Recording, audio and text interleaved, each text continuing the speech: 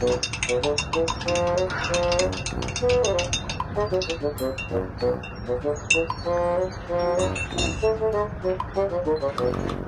tay con chma nè lụa ấy phật luôn này nhá cái gì lụa ấy nhắm luôn này lụa với chị anh nhá anh nhá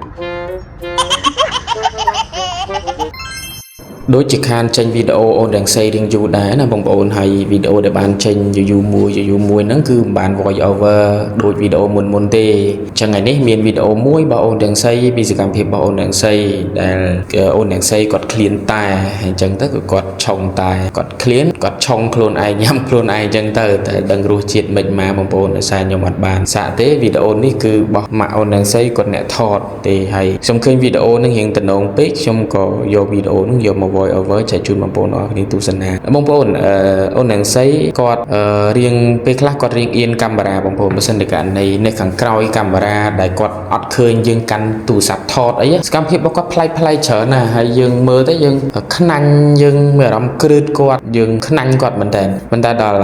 យើងទាញទូរស័ព្ទយើងឃើញសកម្មភាពគាត់ធ្វើនឹងតំណងយើងទៅទាញទូរស័ព្ទយកទៅថតគឺគាត់អត់ធ្វើសកម្មភាពនឹងឲ្យយើងឃើញទេដោយសារអីគាត់រៀងអៀនកាមេរ៉ាបងប្អូនហើយបើជាមួយខ្ញុំទៀតរត់តែអៀនទៀតបើករណីនៅជាមួយម៉ាក់របស់គាត់គាត់អត់សូវអៀនហ្មងណាគាត់ចេះតែធ្វើនេះធ្វើនោះជាងទៅនេះដូចបងប្អូនឃើញក្នុងវីដេអូនេះអញ្ចឹងនេះបើសិនជាករណីខ្ញុំអ្នកថតបងប្អូនខ្ញុំអ្នកនៅចិត្តគាត់ហើយខ្ញុំកាន់កាមេរ៉ាថតគឺគាត់អៀនខ្ញុំហ្មងប៉ុន្តែម៉ាក់គាត់អញ្ចឹងគាត់អៀនដែរតែអៀនតិចតួចគាត់នៅតែអាចធ្វើនេះធ្វើនោះបានតែបើជាមួយខ្ញុំគាត់អៀនគាត់អត់សូវមានសកម្មភាពអីច្រើនទេបងប្អូនអញ្ចឹងហើយបានពេលខ្លះពិបាកចេញវីដេអូរបស់អូនទាំងស្អីដោយសារគាត់នៅរៀងអៀនកាមេរ៉ាច្រើនគាត់អត់សូវស៊ាំមួយកាមេរ៉ាតែបើនិយាយពីសកម្មភាពក្រៅពីកាមេរ៉ាវិញនិយាយថាសម្ដៅនិយាយមកហ្នឹងគឺវាធ្វើឲ្យយើងខ្នាញ់ជាមួយនឹងសម្ដៅរបស់គាត់ហើយកាយវិការកកិរិយារបស់គាត់ហ្នឹងគឺចេញមកកប្លែងហ្មងបងប្អូនប៉ុន្តែធ្វើម៉េចបើគាត់រៀងអៀនកាមេរ៉ាអញ្ចឹងពិបាកថតវីដេអូចែកជូនបងប្អូនទាំងអស់គ្នាទស្សនាពេលខ្លះតន់តែលួចថតលួចបង្កប់កាមេរ៉ាលួចកាន់កាមេរ៉ាធ្វើបន្លំកុំឲ្យគាត់ដឹងអាហ្នឹងមិនគាត់ចេញសកម្មភាពពិតបើមិនអញ្ចឹងទេគឺអត់អាចថតសកម្មភាពគាត់បានទេអញ្ចឹង